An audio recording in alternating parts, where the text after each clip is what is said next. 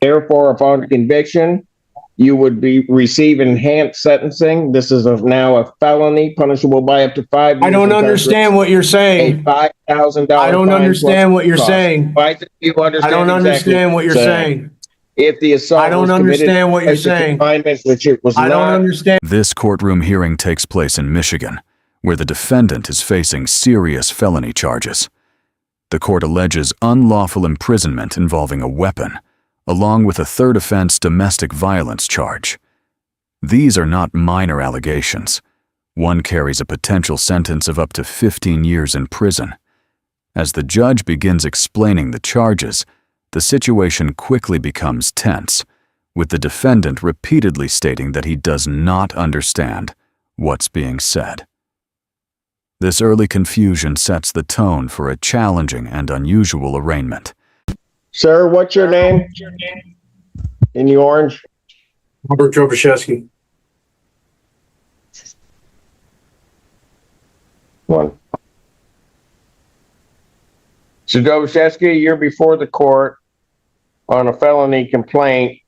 That felony complaint alleges that on or about March 9th of 2026, at the location of 27 in Ypsilanti Township, Washtenaw County, State of Michigan, count 1 alleges that you did commit the offense of unlawful imprisonment regarding a Jennifer Larma. You understand the nature of that charge? I'm not asking you whether or not you did it. Yes. You understand what you're charged with? Yes, Your Honor. That's a felony punishable by up to 15 years incarceration, a $20,000 fine plus court costs. You understand that, sir?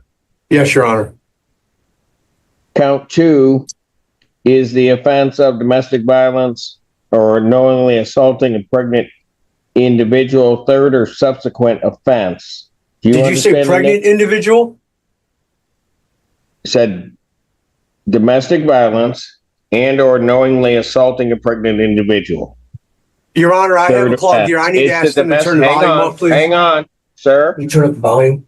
It's the third offense, domestic violence. Do you understand that, sir? No, sir, Your Honor, because my ear and I didn't hear, and I wanted to clarify before I answer that. Did you say pregnant individual? I listed the charge. I do not have knowledge that the individual is pregnant. I'm saying, let me redo that. Thank you. Domestic violence, third offense. Do you understand the charge, sir? I didn't hear the things that you said before that, Your Honor, because my ear is plugged up and they just turned the volume up. So I didn't hear the full description, Your Honor. I apologize. I'm not trying to be difficult, Your Honor. What didn't you hear the full of?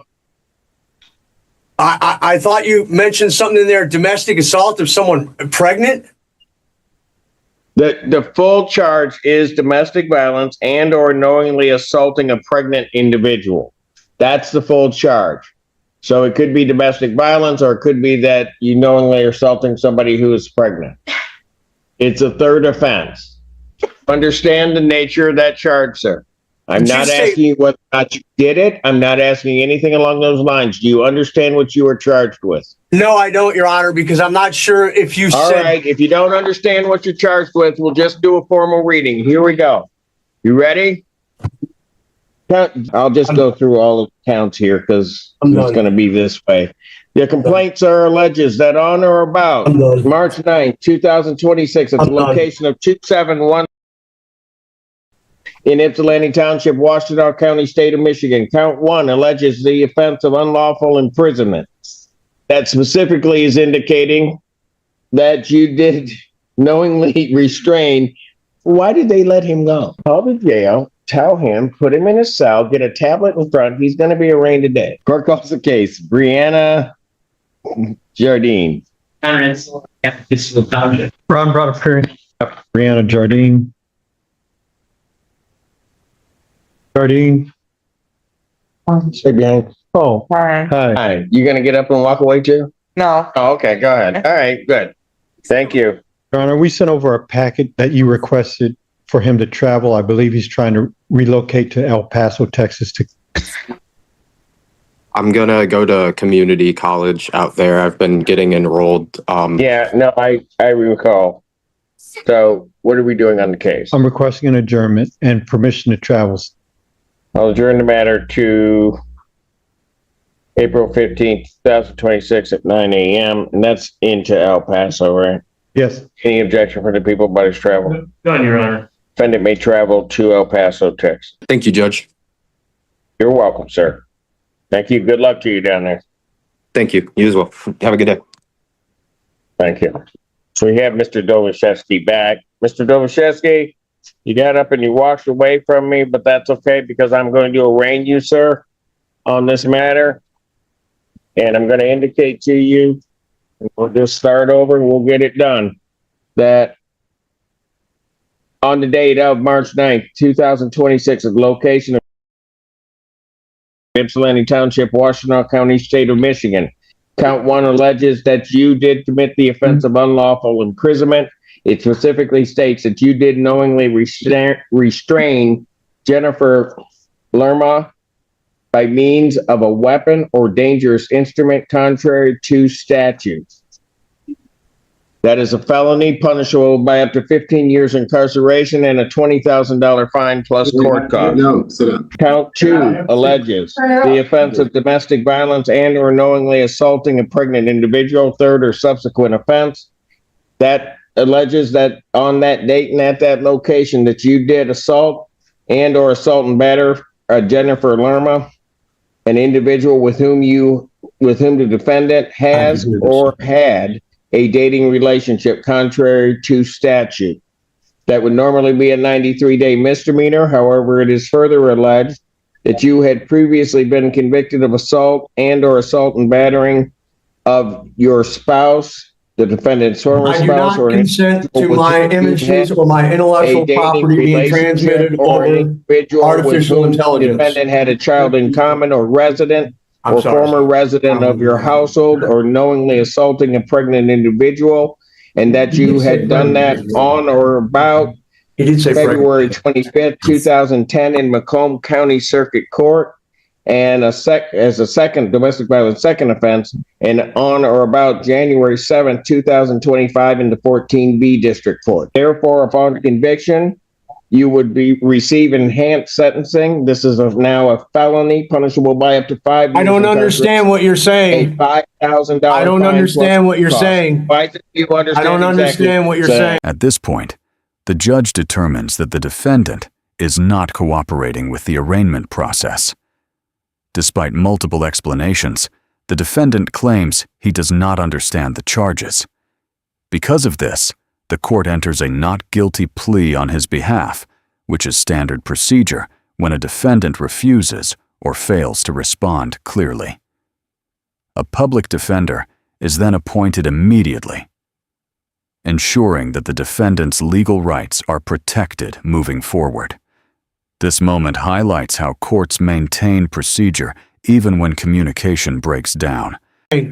If the assault I don't was committed understand what you're as a saying. confinement, which it was I don't not, understand what. so I will not read that. Those are the charges against, 2 charges that are against you. I will indicate, since the defendant is not being cooperative, I fully appreciate that he does understand me, that the defendant is standing mute to these charges. I will ask the public defender to step in as his counsel, and I will enter a not guilty plea. Ms. Anderson. Thank you, Your Honor. First Assistant Public Defender Queen Anderson, within on behalf of Mr. Drobashewski. Your Honor, unfortunately, we were unable to meet this morning. The only information I have at this point is just contact information for him and to advise the court that there's nothing else holding him in custody. We would ask for a reasonable bond pending the PCC date. Set a probable cause conference, I should say, in this matter for March 26, 2026, 9 a.m. As to the bond regarding the people. Thank you, Your Honor. Gabrielle Ragland on behalf of the people. The people are requesting a high financial component in this case that is due to the serious nature of the allegations, and that there are significant lethality concerns regarding both regarding the victim, and we also have concerns about returning to court. We are requesting a bond in the amount of $500,000. We are also requesting no contact with the listed victim and a GPS tether with an exclusion zone of 270 Given the nature of the offenses as well as the defendant's conduct during arraignment, I will set the defendant's bond in an amount of a $500,000 cash or surety bond. I will order that if he posts that he would be placed on a GPS tether with the exclusion zone of the 2717 address. I would further indicate to this defendant that they are not to use or possess any alcohol, illegal drugs, including recreational marijuana. You're not to leave the state of Michigan without permission of the court. You are not to purchase, possess a firearm, ammunition, or other dangerous weapon. You are not to assault, terrorize, frighten, intimidate, stalk, or molest anyone. I will further indicate that you are to have no contact whatsoever with Jennifer Lerma. And what I mean by that, you can have contact with a civil standby.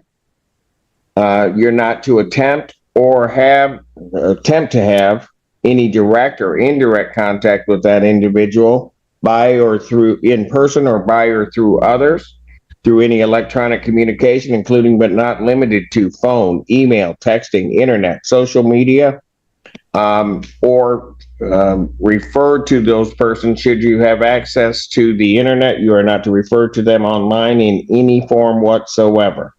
You are also not to go to the stated address indicated of 2717 Brooklyn Drive in Ypsilanti Township, except with a civil standby, if that is your home address.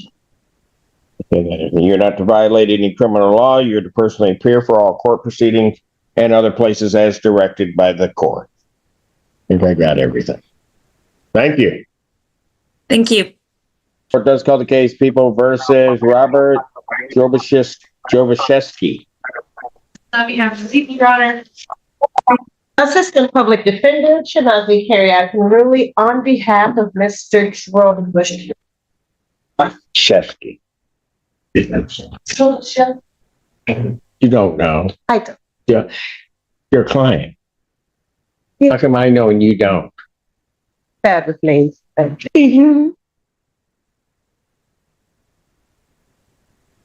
Sir, keep looking ahead.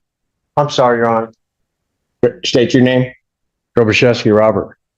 Your Honor, we'd be asking for an adjournment today. We would be submitting a competency evaluation. You're going to be requesting a forensic. That's correct, Your Honor. Probable cause conference will be adjourned April 9th, 2026 next. Continue. We request that to be done in person, ma'am. Say that. Can we request that the competency exam be done in person and not over the video?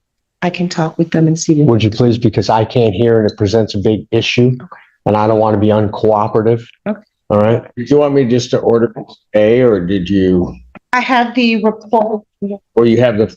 Do you have the form? I- Because I can order it today if you Perfect. want. Okay. Okay. Yep. I won't have to print it out. A forensic evaluation will be ordered. I'll set a competency hearing for June 25th, 2026, 9 a.m. We can move that date up if we get a report for then. Okay. Okay, Bob, we'll continue. Your Honor, I apologize for my behavior to you, sir. Not a problem. Take care of yourself.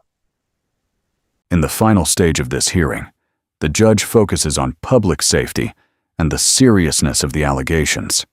The prosecution requests a high bond, citing potential danger to the victim and concerns about the defendant returning to court. The judge ultimately sets bond at $500,000 cash, along with strict conditions, including a GPS tether and a complete no-contact order with the alleged victim. This means the defendant will remain in custody unless that bond is posted.